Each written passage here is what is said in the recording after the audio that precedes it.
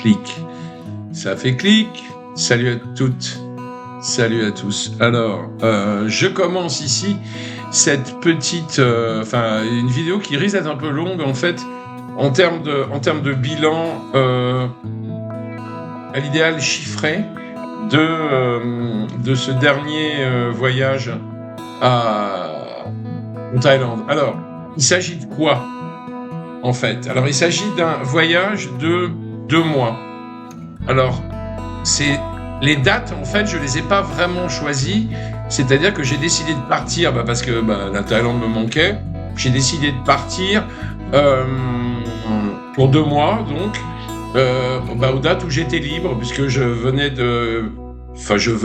fini un boulot depuis pas très longtemps et je savais que j'avais à peu près 2 mois avant d'être obligé de revenir en France et pour être de nouveau sur place pour des futurs boulots dont on m'avait déjà parlé. Et donc je savais que j'allais avoir des rendez-vous, peut-être des repérages, des choses comme ça. Donc je savais à l'avance, évidemment, que c'était pas la meilleure des périodes, vu que j'étais, pour simplifier, j'allais être en Thaïlande en pleine période de mousson. J'ai calculé mon voyage, donc j'ai décidé de faire mon voyage on va dire en 3 étapes, c'est-à-dire de passer d'abord du temps à Bangkok, 3 semaines, ensuite de partir 3 semaines à Phuket et de revenir à Bangkok 2 semaines. Ça a un peu bougé à cause des événements qui sont produits, donc je suis bien resté 3 semaines à Bangkok pour commencer. Je le regrette un peu parce qu'en fait j'ai pas fait tant de choses que ça. Voilà, et après, par contre, le séjour à Phuket, je l'ai prolongé d'1 semaine pour revenir moins longtemps à Bangkok. Ce que je ne savais pas, c'est que j'allais rencontrer quelqu'un à Phuket et que du coup, ça m'a donné envie de prolonger avec elle à Phuket et de revenir avec elle à Bangkok également. Voilà. C'est pas des regrets, parce que de toute façon, c'est toujours agréable, mais n'étant pas n'étant plus un grand fan de Bangkok, je trouve que 3 semaines, donc la première partie de mon voyage, c'était vraiment trop long. J'ai vu quelques amis, j'ai fait des choses, mais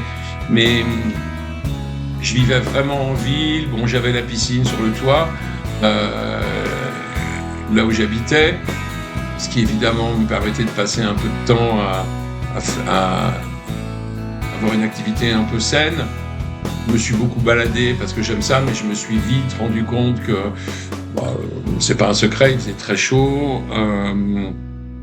Quand il fait chaud comme ça, les problèmes de pollution sont encore plus intenses. Il a plu pas mal. Cela dit, il a plu beaucoup plus à Phuket. Alors, j'ai fini par comprendre que Phuket en juillet-août, c'était pas la meilleure idée qu'on puisse avoir. À cette époque précise, il vaut mieux aller à Koh Samui, par exemple, même si je trouve que les 2 îles sont pas tant comparables que ça, par le fait que c'est des îles et qu'il y a la mer autour. Mais c'est vrai que à cause de la géographie précise de Phuket, son orientation, il pleut beaucoup plus. En juillet-août, il pleut pas mal. Bon, ça ne nous a pas excessivement dérangé, mais voilà. Bon, déjà là, j'avais envie de vous donner des chiffres que je n'ai pas, donc je vais les chercher. Vous parler du voyage, du coût du visa, parce que j'ai pris un visa de 2 mois, que j'ai pris très simplement à l'ambassade de Thaïlande à Paris. Je vais chercher ces petits documents, me préparer, et je reviens. À très vite. Et n'oubliez pas de vous abonner, très important. Merci, à tout de suite. Il est tôt, il est 8 heures du matin.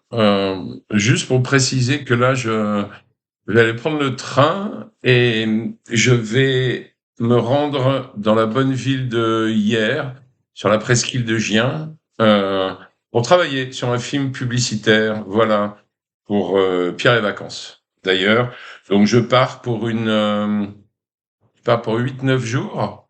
Et en fait, la prochaine vidéo, tiens, je la ferai de là-bas. Voilà, ça va changer un peu. Voilà, donc je vous retrouve sur la presqu'île de Gien. À très vite.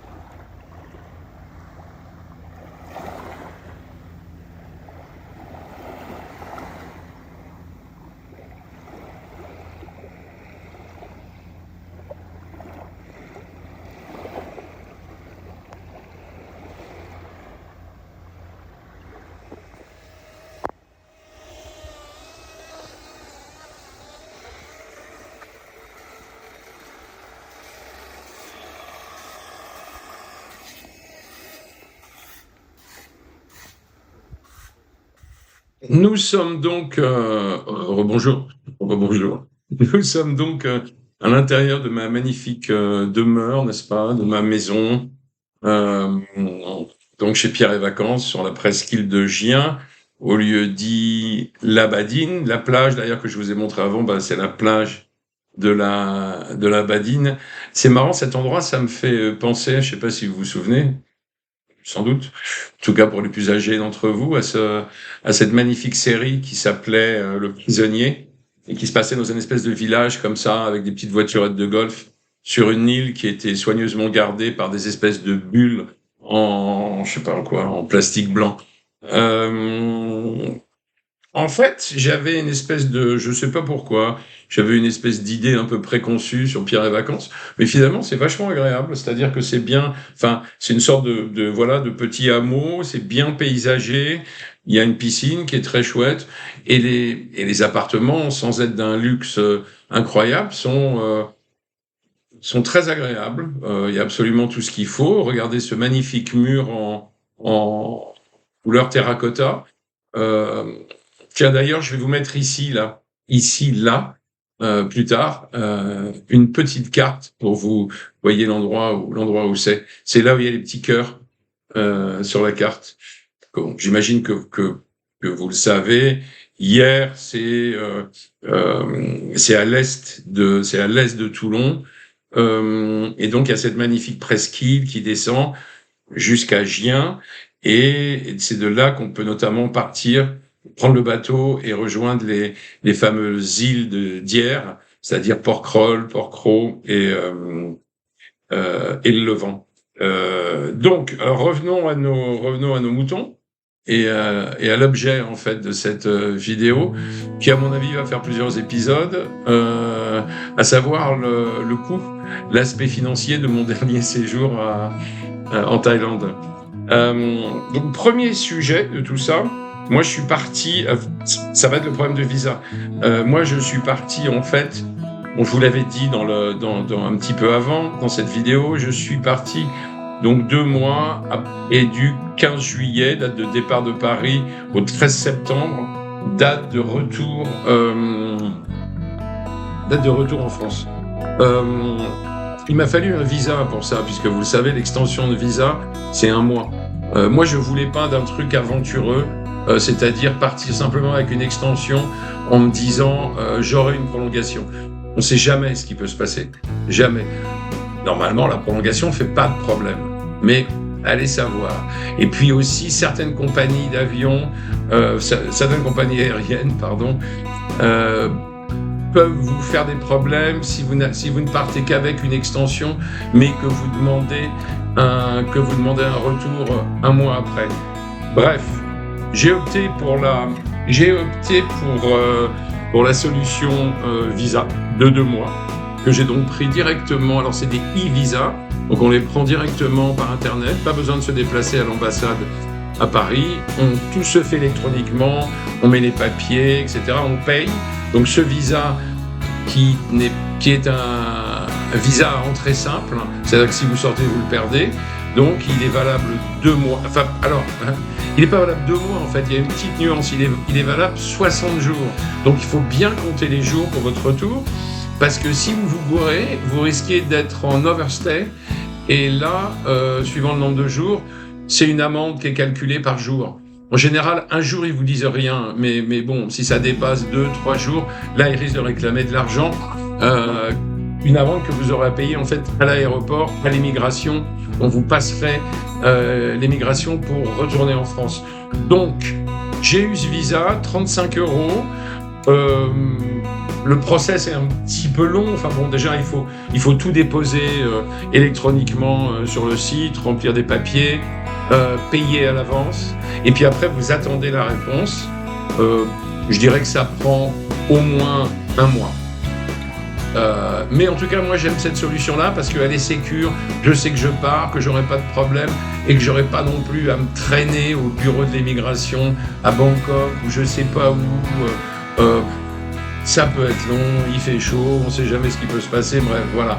Plan sécurité, le visa officiel de l'ambassade. Et en plus, je sais pas si je dis des bêtises, mais je pense que c'est moins cher Je pense que l'extension sur place, elle est plus chère. Je dirais que 35 euros, c'est le prix du visa ici. Et je crois que l'extension, elle doit coûter aux alentours de 45 euros. Bon, vous me direz, 10 euros, c'est pas la mer à boire. Ensuite, le dossier voyage, billet d'avion. Alors, moi j'ai ma philosophie personnelle des voyages en avion, c'est-à-dire que, bon, je suis comme tout le monde, bien évidemment, je vais essayer de trouver des billets les moins chers possibles, mais je suis pas un obsédé de trouver le billet le moins cher possible. C'est-à-dire que je vais comparer les prix, mais dans un certain cadre. Par exemple, moi, pour aller en Thaïlande, j'aime pas les vols directs parce que je les trouve trop longs. Donc, je privilégie les vols en 2 étapes, type Emirates ou Qatar, c'est-à-dire environ 2 vols de 6h, 6h30 et une escale de, on va dire, autour de 2 heures. Voilà, ça permet juste ça permet de pouvoir se dégourdir les jambes un peu au milieu, quoi. Parce que franchement, vu les conditions de vol, la taille des sièges, moi, rester 13 heures coincé dans ces sièges qui sont très petits, on n'a plus de place dans les avions. Enfin, je trouve ça assez dur, en fait. Donc voilà. Donc je me suis dit, de toute façon, déjà à la base, avant de comparer les prix, déjà des vols à escale. Et en fait, quand vous regardez, des vols à escale pratiques, vous pouvez aller faire une escale à Moscou si vous voulez, mais enfin, c'est pas ce que j'appelle pratique. Donc, dans la bonne direction, moi je dirais qu'il y a, grosso modo, il y a Qatar et Emirates, parce que si par exemple vous prenez Singapore Airlines, que moi j'ai pris une fois qui est pas mal, mais c'est un peu comme un vol direct, parce qu'en fait vous faites Paris-Singapour direct, et après vous faites Singapour-Phuket par exemple, ou Singapour-Bangkok, qui est un vol beaucoup plus court. Donc une fois que j'ai fait ça, en fait, j'ai regardé les horaires des vols, parce que là aussi, il s'agit de voyager un peu confortable. Donc moi, ce que j'avais pris, en fait, c'était des départs. Moi, j'aime bien à Paris, aux alentours de 22h30, je crois, un truc comme ça, 22h45. De toute façon, il faut arriver, 3 heures à l'avance pour pas stresser. L'escalade Doha, je crois, devait être aux alentours de 6h du matin. Donc 6h du matin heure locale. Donc du coup c'est pas mal, ça fait un premier vol où on arrive à peu près à dormir parce que il part quand même un peu tard. Moi je sais que j'ai fait une sorte de grosse sieste. Voilà, l'escalade Doha, rien à dire, c'est une escale d'aéroport comme les autres. On peut aller fumer une clope dans l'aquarium à fumeur si on a envie. On peut manger un truc en général un peu meilleur que ce qu'on nous sert dans l'avion, même si Qatar est une bonne compagnie quand même. Et puis du coup, second vol, et arrivé à Bangkok, que moi j'ai trouvé plutôt pratique, à 19h. Donc du coup voilà, taxi direct jusqu'à mon Airbnb. J'ai trouvé ça plutôt pas mal. Alors maintenant, évidemment, le coût de tout ça, eh bien, même si les billets étaient annoncés aux alentours de 1 000 euros, une fois qu'on a rajouté... Moi, je partais 2 mois, donc j'avais besoin d'une seconde valise. Donc, une fois qu'on a rajouté un supplément de bagages sur les 2 vols, aller et retour, on a choisi ces sièges. Moi, ma préférence, ça va peut-être vous paraître bizarre, mais j'aime pas le côté hublot, parce que je me sens coincé et j'ai besoin de me lever, j'ai des fourmis dans les jambes, j'aime bien aller me dégourdir les jambes, donc en général, je prends des couloirs. Donc une fois qu'on a fait ça, qu'on a peut-être rajouté des assurances, parce qu'encore une fois, on sait jamais ce qui peut se passer, c'est pas très cher, donc moi je trouve que ça vaut le coup. On arrive assez facilement à 1 500 euros, tout petit peu moins, tout compris, avec le choix des sièges, les bagages supplémentaires et les assurances. À partir de ça, franchement, batailler pendant des heures, même pour économiser 50 euros, moi je le fais pas parce que vous allez me dire peut-être parce que j'ai les moyens, ouais, ok, mais c'est aussi parce que j'ai pas envie de passer mon temps à ça. Donc voilà pour la partie visa et vol. Et au prochain épisode, parce que je vais arrêter là parce que j'ai des trucs à faire, même si on est samedi. Au prochain épisode, je vous parlerai de l'hébergement et puis on va dire des frais, de tous les frais, voilà, suivant les activités que vous voulez faire, en tout cas, suivant les activités que moi je fais. Je vous dis à très vite. Merci. Et bien évidemment, n'oubliez pas de vous abonner. Merci beaucoup. Et envoyez-moi des commentaires, surtout.